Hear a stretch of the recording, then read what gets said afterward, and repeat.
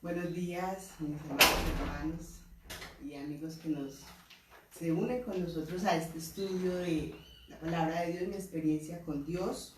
Este libro que hemos estado socializando algunas damas de la iglesia y que hoy la compartimos con todos aquellos que se quieran unir con nosotros.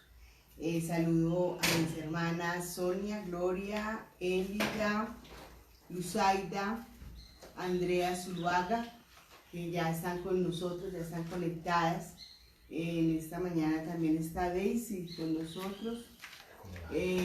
Faltan algunas otras, por ejemplo Elisa no puede estar con nosotros hoy, le tocó trabajar. Pero de todos modos vamos a gozarnos en esta mañana con este estudio tan maravilloso que tuvimos en el transcurso de la semana, el capítulo 16 de mi experiencia con Dios. Vamos a orar y a presentar esto delante de Dios. Señor, te damos muchas gracias por este precioso día que tú nos concedes. Gracias por la nueva oportunidad de poder escudriñar tu palabra y unidos a través de este medio poderte alabar, bendecir y glorificar. Te pedimos, Señor, que tomes tú el control de esta reunión, que seas tú colocando palabras en mis labios, Señor, y ayudándonos a entender tus planes, tus propósitos y tus deseos. Colocamos nuestra vida en tus manos, este programa en tus manos. A todos aquellos que lo puedan escuchar, que sean bendecidos a través de él. En el nombre de Jesús, yo te doy muchas gracias. Amén. Bien, entonces estaremos viendo este programa Crisis de Fe. Ese es el tema que tenemos en el día de hoy, Crisis de Fe. Y tendremos la lectura de la palabra de Dios en Hebreos capítulo 11, verso 6. Hebreos capítulo 11, verso 6, que dice: pero sin fe es imposible agradar a Dios, porque es necesario que aquel que se acerca a Dios crea que le hay y que es galardonador de los que le buscan. Pero sin fe es imposible agradar a Dios. Crisis de fe. Cuando Dios nos llama a servirle, a participar de su obra, nos encontramos que por lo regular o siempre tendremos una crisis de fe. La obra de Dios es una obra que tiene que ver con lo divino, ¿sí? No es algo que puede hacer el ser humano, sino que tiene que ver con lo divino. Es algo que viene de Dios. Por lo tanto, en medio de la crisis de la fe tenemos que entender que si Dios no es el que nos ayuda a cumplir con lo que Él nos ha puesto a hacer, es imposible, vamos a fracasar. Necesitamos de la ayuda de nuestro Dios. Solamente lo podemos lograr cuando Él está con nosotros. Vamos a mirar, Daisy nos escribió y vamos a mirar lo que nos dice Daisy. Dice: la definición de crisis cambia nuestra perspectiva con lo que quiere Dios con nosotros. Decisión. Y es la realidad. La decisión es lo más importante. La invitación que Dios nos hace de siempre nos va a conducir. Vemos en la historia de los hombres de la Biblia y mujeres aún que Dios les llamó a hacer algo y siempre tuvieron un momento de crisis. Un momento donde debían de tomar una decisión en sus vidas. Daisy nos dice, Sonia también nos habla y dice que esta decisión termina con la obediencia y allí demostramos esa fe que Dios necesita perfeccionar en cada uno de nosotros. Vamos a mirar entonces que la crisis en sí surge de una palabra que tiene su raíz en decisión. Por eso decimos que una crisis de fe entonces es un momento decisivo, un cruce de caminos, una encrucijada donde usted tiene que tomar una decisión. Debe decidir en qué es lo que usted cree de Dios, ¿sí? Dependiendo de lo que nosotros creemos de Dios, vamos a pasar la crisis o nos vamos a quedar en ella. Elida también nos escribe diciendo: la crisis de confianza a la cual nos invita Dios hoy es a tener en nuestra vida la resolución de creerle solo a Él. Desde el momento en que se enseñoreó de mi vida, la manera en que vivo constituye el testimonio de lo que creo de Él. ¿Sí? Muy bien, Elida, está muy bien. Vemos entonces que sí hemos leído el libro y eso es importante. Vamos a mirar entonces en esta mañana algunos ejemplos de una crisis de fe, unos ejemplos bíblicos. Yo quiero ir con ustedes a Josué en el capítulo 6, el verso 1 hasta el verso 7, que dice lo siguiente. Leo para ustedes.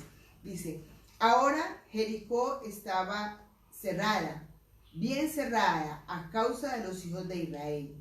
Nadie entraba ni salía. Mas Jehová dijo a Josué: mira, yo he entregado en tu mano a Jericó y a su rey con sus varones de guerra. Rodearéis pues la ciudad todos los hombres de guerra, yendo alrededor de la ciudad una vez, y esto haréis durante 6 días. Y 7 sacerdotes llevarán 7 bocinas de cuerno de carnero delante del arca, y al 7º día daréis 7 vueltas a la ciudad, y los sacerdotes tocarán las bocinas. Y cuando toquen prolongadamente el cuerno del carnero, así que oigas el sonido de la bocina, todo el pueblo gritará a gran voz, y el muro de la ciudad caerá. Entonces subirá el pueblo, cada uno derecho hacia adelante. Llamando pues Josué, hijo de Nun, a los sacerdotes, les dijo: llevad el arca del pacto, y 7 sacerdotes lleven bocinas de cuerno de carnero delante del arca de Jehová. Y dijo al pueblo: pasad y rodead la ciudad, y los que están armados pasarán delante del arca de Jehová. ¿Puede usted ponerse en el lugar de Josué? ¿Sería usted capaz de decirle a un ejército o a un grupo de personas de su ciudad, de su pueblo: vamos a rodear la ciudad y al sonar la trompeta van a caer los muros? Yo creo que eso tiene que ponernos en crisis, ¿sí? Porque no sería nada fácil, ni para Josué, ni tampoco para el pueblo de Israel. ¿Qué diría el pueblo de Israel? Pero es que es ridículo. ¿Cómo por rodearla, cómo por gritar, cómo por sonar una trompeta va a caer un muro? Eso es imposible, eso es ilógico. Pero ahí es donde nosotros tenemos que superar y ver que el que está obrando allí es Dios y no nosotros. Cuando nosotros miramos nuestras capacidades, es ahí donde nosotros empezamos a perder la batalla. Porque tenemos que mirar es hacia Dios y el poder que Él manifiesta. También tenemos otro ejemplo, por ejemplo el de Josué, el de Gedeón.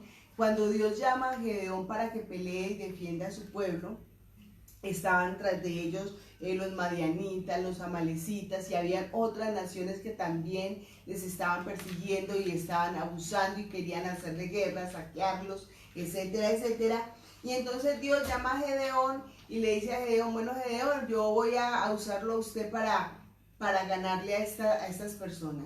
De Gedeón se consiguió un grupo de hombres, 32,000 hombres, hizo un gran ejército, porque eran muchos los que venían contra él, pero luego Dios le dice: no, vea, mande a 31,700, mándelos para la casa, y solamente le quedaron 300 hombres.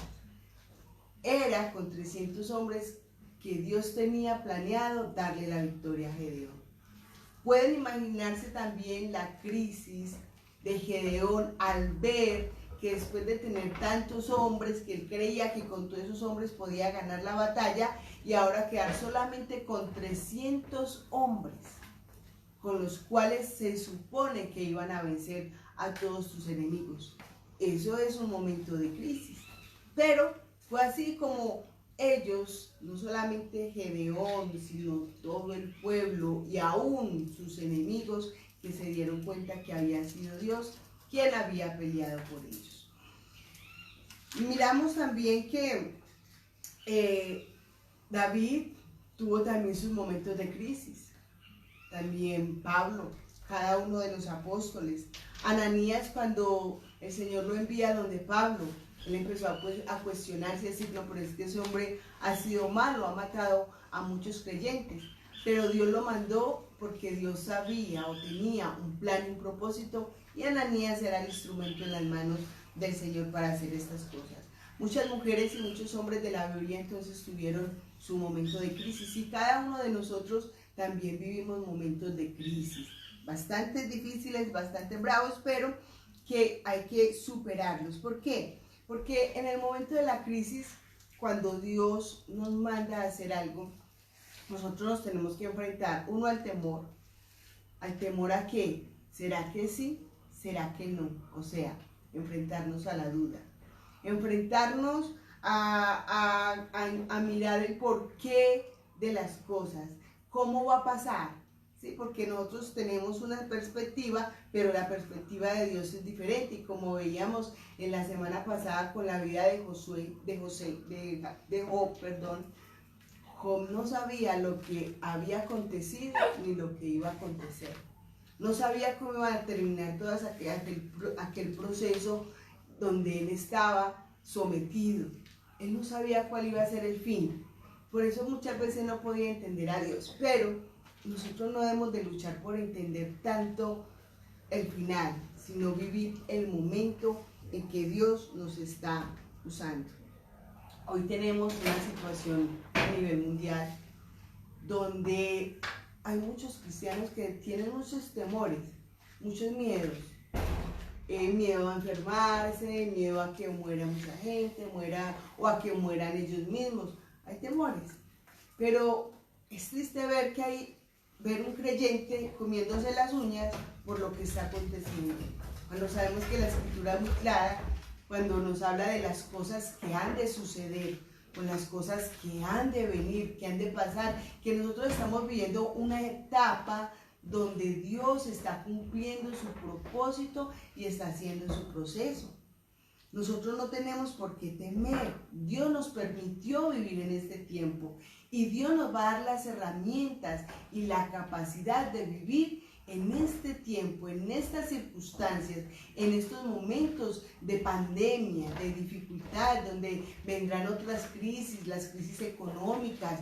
Nosotros no tenemos que preocuparnos sino porque el nombre de Dios sea glorificado. Yo creo que es de sumo gozo y de gran alegría ver cómo en muchas naciones, algunas naciones, los presidentes, los gobernantes están buscando a Dios, están entendiendo que solamente a través de Dios pueden lograr ser salvos, que no hay otro medio, que no hay otra cosa que lo pueda hacer. Yo creo que hoy nos toca decir como en el tiempo de Daniel, cuando Sadrach, Mesach y Abednego iban a ser lanzados al lago de fuego, al pozo del fuego, al horno de fuego, y allí ellos tenían que una crisis de fe, decidir, ¿sí?, qué iban a hacer. Y ellos optaron por no obedecer al mandato del rey, adorar otros dioses.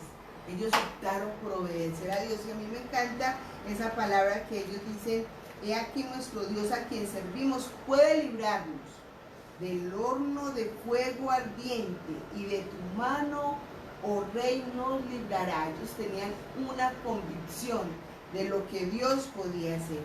Pero dice luego: y si no, sepas, oh rey, que no serviremos a tus dioses, ni tampoco adoraremos la estatua que has levantado. Y si eso lo aplicamos en el día de hoy, en este tiempo de crisis, en este tiempo de pandemia, podríamos decirlo de esta manera: he aquí que nuestro Dios, a quien servimos, puede librarnos de esta pandemia, del hambre y de muchas otras cosas más. Pero si no es así, seguiremos adorándole solo a Él. ¿Cuántas estarán de acuerdo o cuántos están de acuerdo conmigo en esta mañana? Venga lo que venga, nosotros tenemos una confianza de que todo lo que Dios está permitiendo pasar, nosotros lo podemos pasar, nosotros lo podemos hacer. Ahora, ¿de qué manera lo vamos a hacer? Vamos a permitir que sea reflejándose Dios a través de nuestra vida, o van a haber unos creyentes llenos de miedo, de pánico, temblando. No, tienen que ver hombres y mujeres que saben y conocen quién es realmente nuestro Dios. Vamos a escuchar un audio esta mañana de Elisa. Ella nos estuvo hablando en la anoche sobre lo que a ella más le gustó del libro. Primero es uno de Elia. No, el de arriba, el primero. Ese es. Colócalo aquí.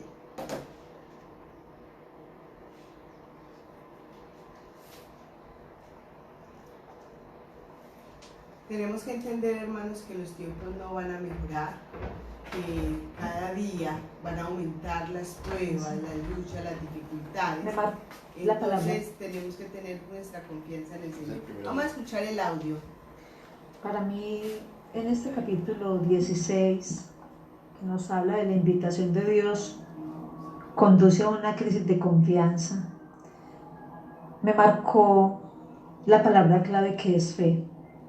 Desde este contexto me llamó también la atención un párrafo que hablaba sobre la tendencia que tenemos los seres humanos y aún los que somos cristianos de intentar desarrollar una vida donde no se necesita la fe.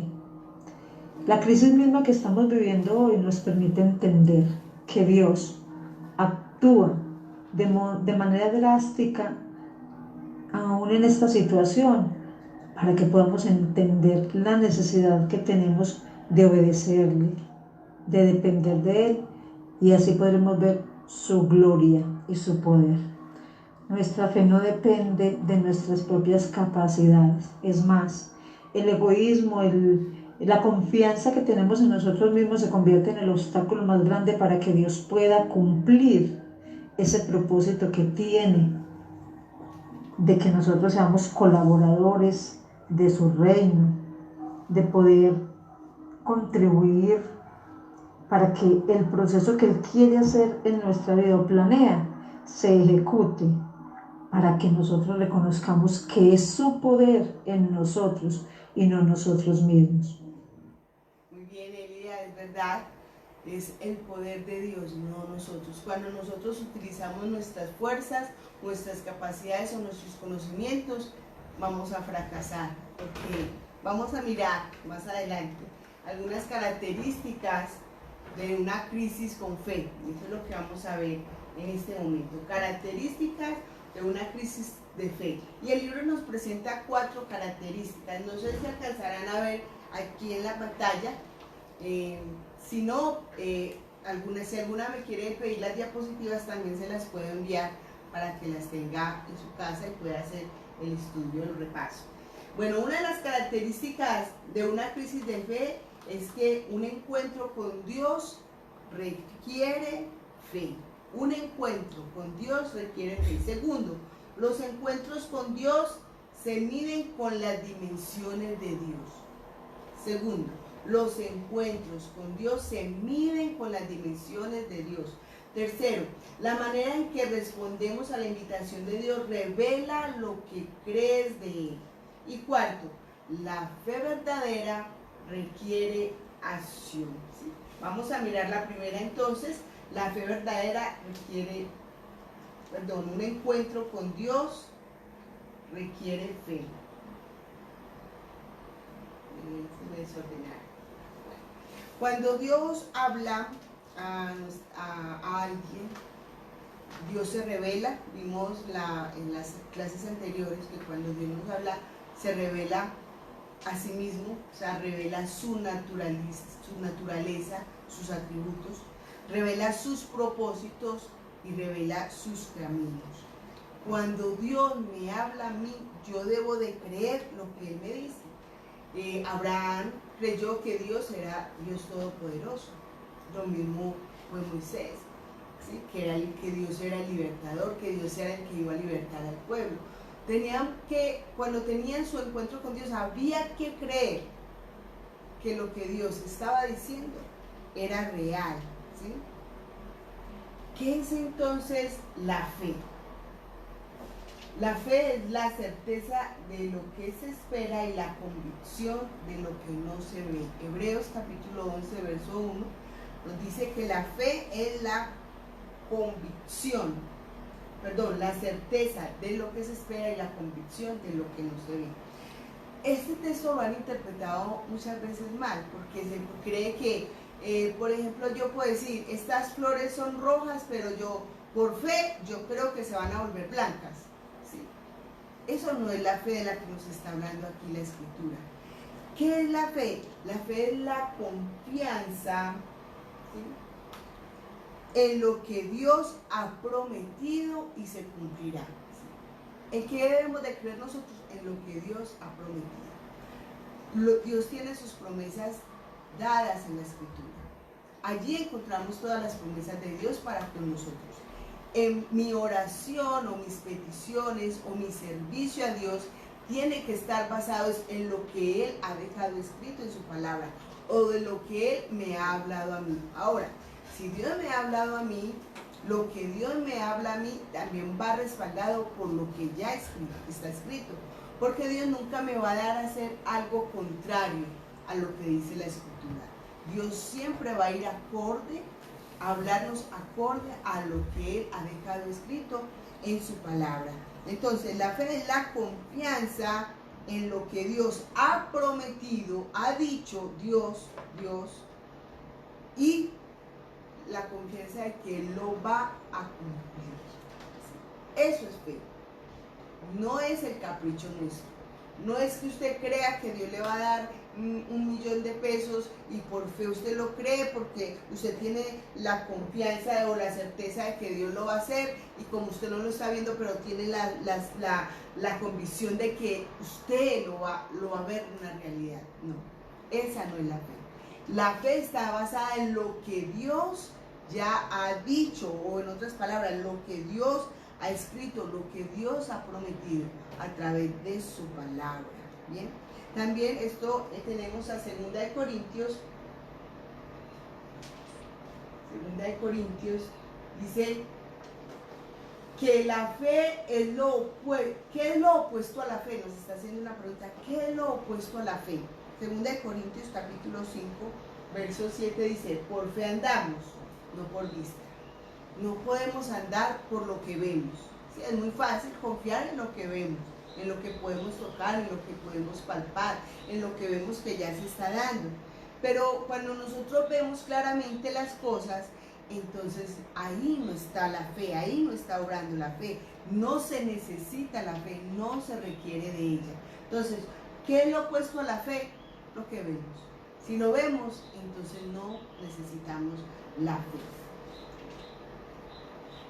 La fe debe de estar puesta en una sola persona. Deuteronomio capítulo 18, verso 20 al 22, dice así: el profeta que tenga la presunción de pronunciar en mi nombre una palabra que yo no le haya mandado pronunciar, o que hable en nombre de dioses ajenos, ese profeta morirá. Tal vez digas en tu corazón: ¿cómo conoceremos que esta no es palabra de Jehová? Si el profeta habla en nombre de Jehová y no se cumple ni acontece lo que dijo, esa palabra no es de Jehová. Por presunción habló el tal profeta. No tengas temor de él. Hermano, muchas veces la gente o las personas dicen: Dios me reveló o Dios me mostró hacer, pero resulta que solamente está expresando algo, algún deseo que hay en su corazón. O dice: bueno, yo quiero que suceda tal cosa y por fe lo vamos a hacer. Le puede decir a un grupo de personas: por fe lo vamos a hacer. Pero no podemos hacer algo así de una manera tan irresponsable, sabiendo que no está quizás lo que estamos pensando dentro de los planes de Dios. Cuando nosotros hacemos cosas que se salen de los planes, de los propósitos de Dios, cuando no contamos con Dios, entonces lo más seguro es que vamos a fracasar, ¿sí? Luzaida nos escribe, dice: sin fe es imposible agradar a Dios. Cuando Dios me muestra el área en que quiere usarme, debo entender el propósito por el cual estoy viviendo ese momento tan difícil y entender y creerlo, que Dios lo hará en su tiempo. Amén, Luzaida, esa es una realidad, ¿sí? Dios nos muestra y Él va a hacer todo a su debido momento, al debido tiempo. Hay personas, veníamos diciendo entonces, que hay personas que dicen, hay personas que se han atrevido a decirle a su iglesia, crean en mí, pero nosotros debemos de creer primeramente en Dios. ¿Sí? Yo recuerdo que hace unos días yo les compartía un testimonio de cuando estaba muy joven, tenía mis hijos muy pequeños, y un domingo no teníamos con qué ir a la iglesia y vivíamos a mucha distancia en un barrio muy lejano, y nos congregábamos en el centro. Y pues en la noche dijimos, no, pues mañana no tenemos con qué ir a la iglesia. En la mañana mi esposo se levantó a orar y yo me quedé en la cama. Yo dije, pues ahorita más tarde oro, pues no vamos a ir a la iglesia, ahorita de pronto hacemos un devocional o algo así. Me quedé en la cama, pero al momento llega mi esposo y me dice, amor, levántese, arreglen los niños que nos vamos a ir. Yo le dije, pero no tenemos plata, ¿para dónde nos vamos a ir si no tenemos plata? Me decía, no haga sino arreglar los niños, organizarse usted que nos vamos a ir. Pues yo tuve mi crisis de fe, porque yo era todo el tiempo pensando, pero ¿cómo es posible? ¿O será que tiene plata y no me había dicho? O bueno, ¿qué será lo que habrá pasado? Pero nos fuimos y cuando llegamos al bus, yo le dije, amor, ¿qué hago?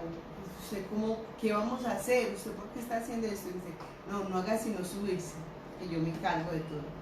Entonces yo empecé a subir los niños al bus, cuando alguien dijo atrás, no les cobre que yo pago. Yo descansé, yo dije, Dios mío, ¿sí? Mi esposo lo hizo en un acto de fe. Yo, pues no le creía a mi esposo, yo debía haber confiado en lo que Dios podía hacer.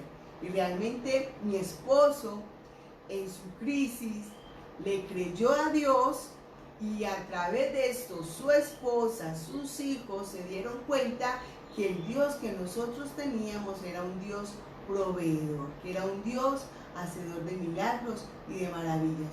Ustedes se pueden imaginar si mi esposo no le hubiera obedecido a Dios, ¿qué hubiera pasado? Quizás hubiéramos perdido la oportunidad de conocer a Dios de una manera diferente. Vamos a escuchar otro audio, Daniel. Segundo audio que tenemos.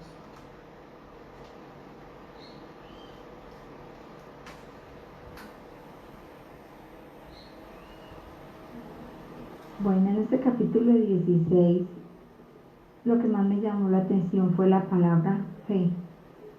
Veo que está relacionada con agradar a Dios, y veo que es triste que la fe no la tenga todo el mundo, y muchas veces se confunda con obras o con actos de servicio a Dios.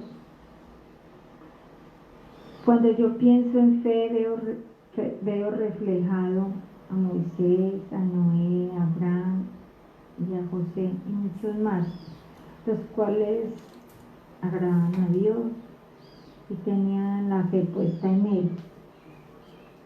Pero también al leer me surgen varias preguntas que me cuestionan, y me pregunto qué grado de fe tenemos en nuestros corazones. ¿Estaremos haciendo la voluntad de Dios? Y esas preguntas lo ponen a uno a reflexionar y a mirar que la fe no es simplemente una palabra, está compuesta por varias preguntas que nos debemos hacer cada día. ¿Estará nuestra fe puesta en Dios?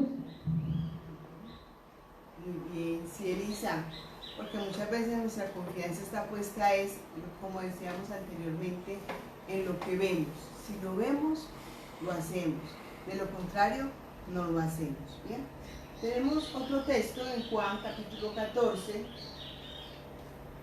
verso 12, y nos preguntamos, ¿cuál es la potencialidad de la fe? ¿Sí? Jesús dijo, el que en mí cree, las obras que yo hago, él hará también, y aún mayores hará, porque yo voy al Padre. Las obras que yo hago, él las hará también.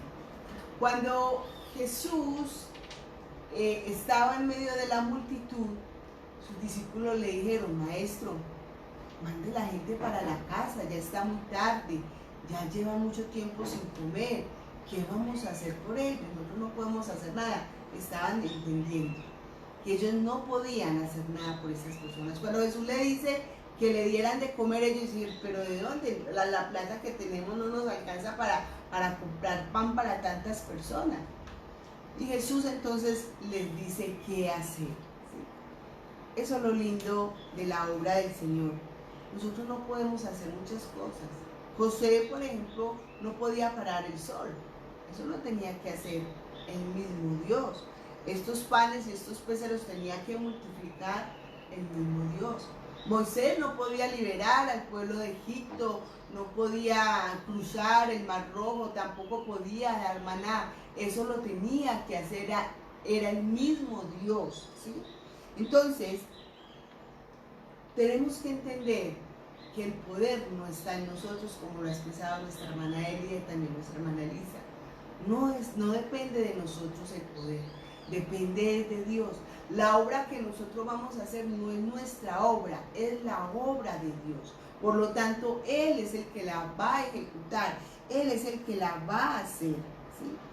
Lo que nosotros creemos entonces de Dios es lo que va a determinar, ¿sí? Va a determinar nuestras acciones, va a determinar cómo nosotros vamos a obedecer a Dios. Dios nos muestra, ¿sí?, lo que Él va a hacer, y nosotros simplemente obedecemos, y cuando nosotros obedecemos, entonces Dios podrá hacer lo que Él tiene propuesto hacer. Amén. Bien. ¿Cuál es uno de los peligros de la falta de fe? Tenemos Isaías capítulo 7, verso 9. ¿Cuál es el peligro de la falta de fe? Dice Isaías 7:9: si vosotros no creyereis, de cierto no permaneceréis. Sí. Vimos al principio en Hebreos 11, sin fe es imposible agradar a Dios. Si nosotros no creemos a Dios, no podemos hacer nada. Y al no poder hacer nada, tampoco lo vamos a conocer a Él. Nuestra vida espiritual va a estar sumergida en nada, en pantano, en lodo, pero nunca va a prosperar. Los encuentros con Dios son dimensiones divinas. Los encuentros con Dios son de dimensiones divinas. Muchas veces la gente suele decir que Dios no nos va a poder hacer algo que no podamos hacer. Y que si Dios le pide a uno algo que uno no puede hacer, entonces no es Dios, sino que es el enemigo.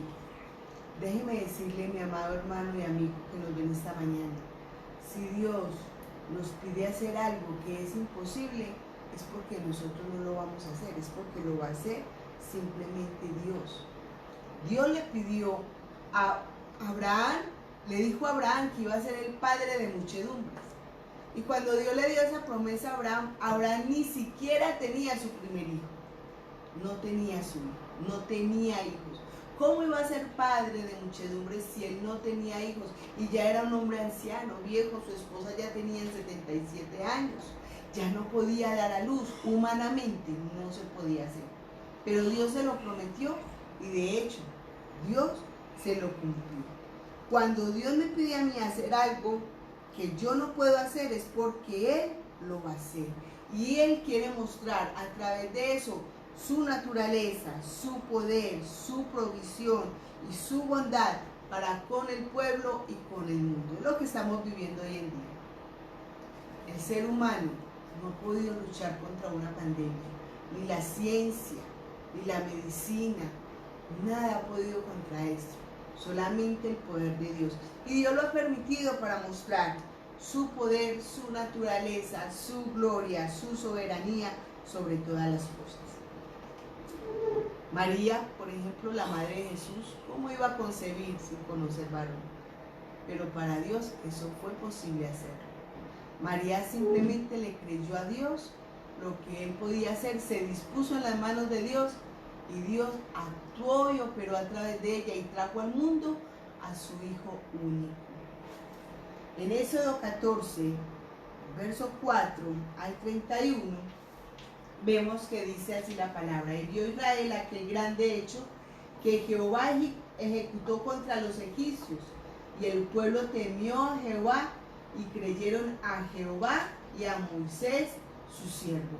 Dios les había dicho que él iba a endurecer el corazón de Faraón, pero Dios, a través de ese endurecimiento del Faraón, mostró su gloria y su poder. Los persiguió y llegaron allá al Mar Rojo, perseguidos por los egipcios. Venían en sus carros, en sus caballos, dispuestos a acabar con todos, a matarlos, a destruirlos, a regresarlos como esclavos.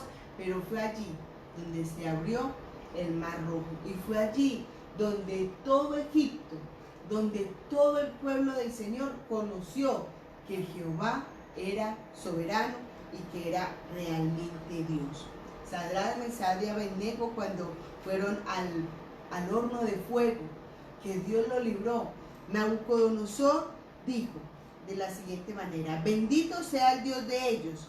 Por lo tanto decreto que todo pueblo, nación y lengua que dijere blasfemia contra el Dios de Sadrach, Mesach y Abednego sea descuartizado, y su casa convertida en muladar, por cuanto no hay Dios que pueda librar como este Dios.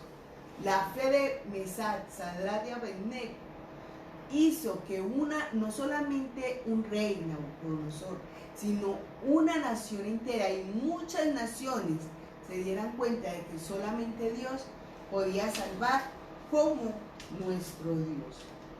Ahora, de la manera en que nosotros respondemos a la invitación de Dios, revela lo que nosotros realmente creemos.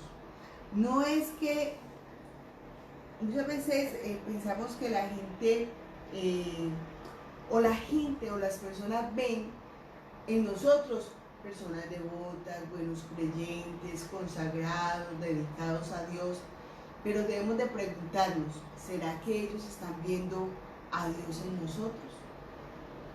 Vamos a escuchar otro audio que nos envía Daisy.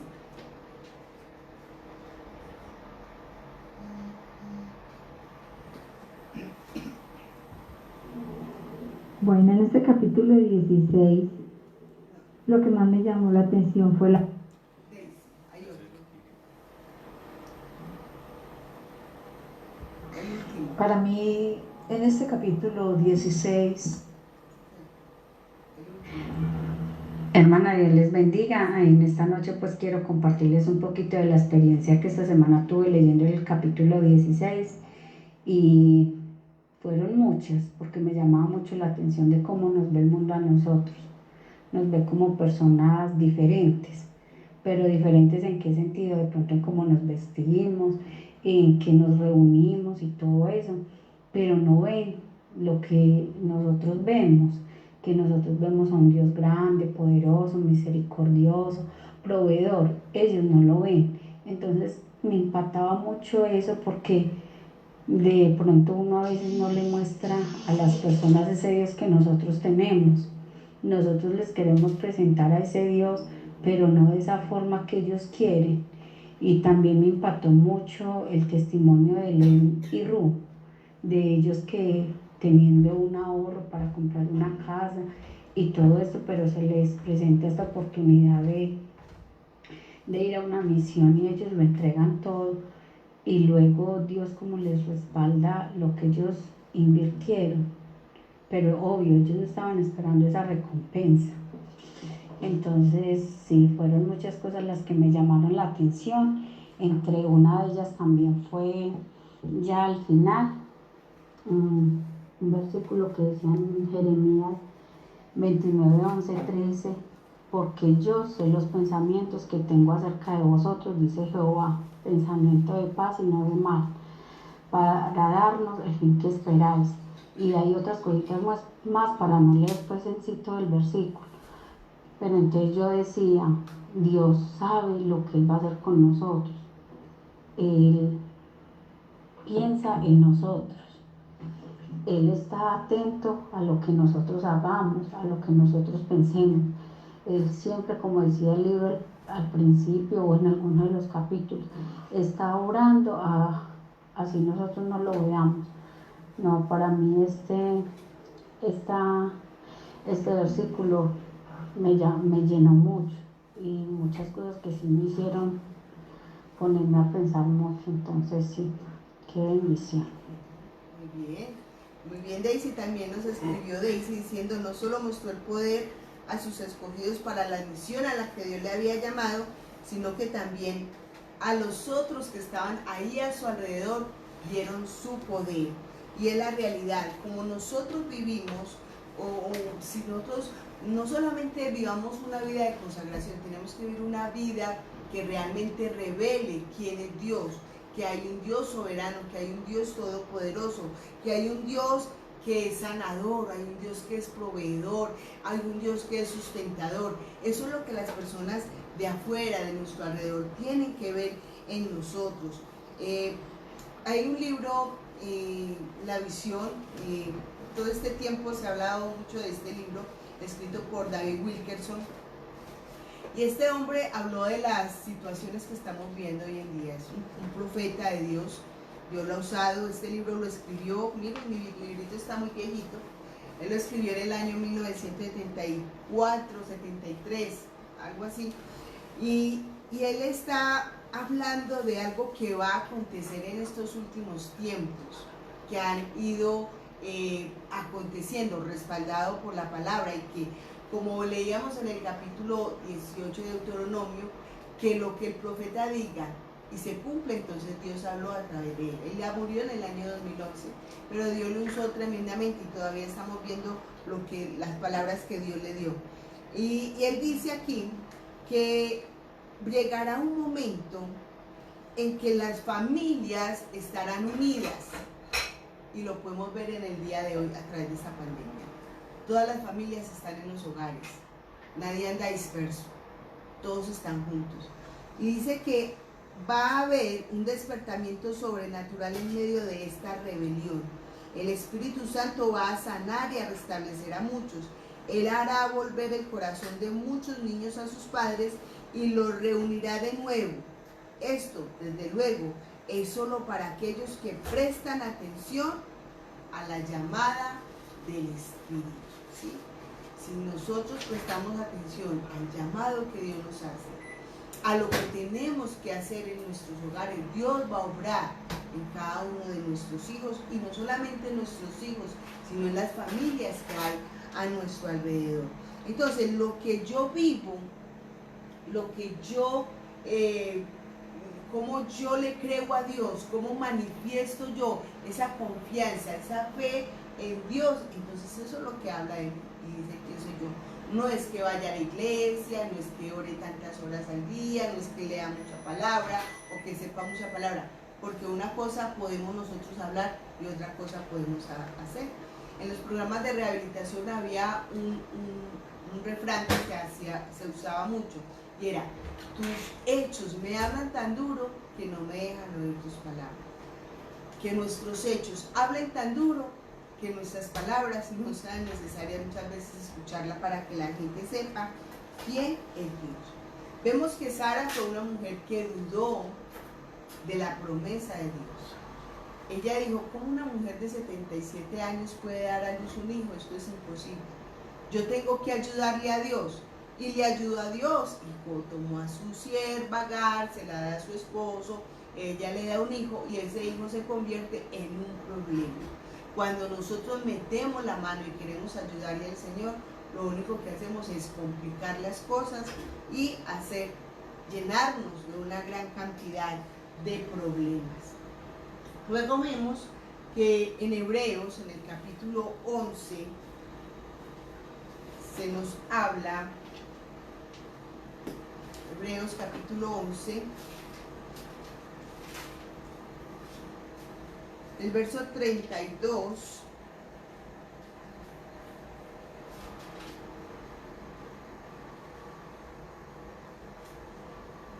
verso 32 al 38, y voy a leer para todos ustedes. Dice así: ¿y qué más digo? Porque el tiempo me faltaría contando de Gedeón y de Barak, de Sansón, de Jefté, de David, así como de Samuel y de los profetas. Viene hablando de los héroes de la Biblia, de los hombres de fe. Dice que por fe conquistaron reinos, hicieron justicia, alcanzaron promesas, taparon bocas de leones, apagaron fuegos impetuosos, evitaron filo de espada, sacaron fuerzas de debilidad, se hicieron fuertes en batalla, pusieron en fuga ejércitos extranjeros. Las mujeres recibieron sus muertos mediante resurrección, mas otros fueron atormentados, no aceptando el rescate a fin de obtener mejor resurrección. Otros experimentaron vituperios y azotes, y más de estos, prisiones y cárceles. Fueron apedreados, aserrados, puestos a prueba, muertos a filo de espada. Anduvieron de acá para allá, cubiertos de pieles de ovejas y de cabras, pobres, angustiados, maltratados, de los cuales el mundo no era digno, errando por los desiertos, por los montes, por las cuevas y por las cavernas de la tierra. Vemos entonces en esta porción de la palabra de Dios que todas las cosas que estos hicieron por fe, no todo salió bien, ¿sí? No todo fue una victoria desde el punto de vista humano, ¿sí? Porque algunos tuvieron buenos resultados, ¿cierto? Vencieron ejércitos, hicieron justicia, etcétera, etcétera. Pero hubieron otros que estuvieron perseguidos, que fueron apedreados, que fueron aserrados, que tuvieron hambres, que pasaron muchos trabajos.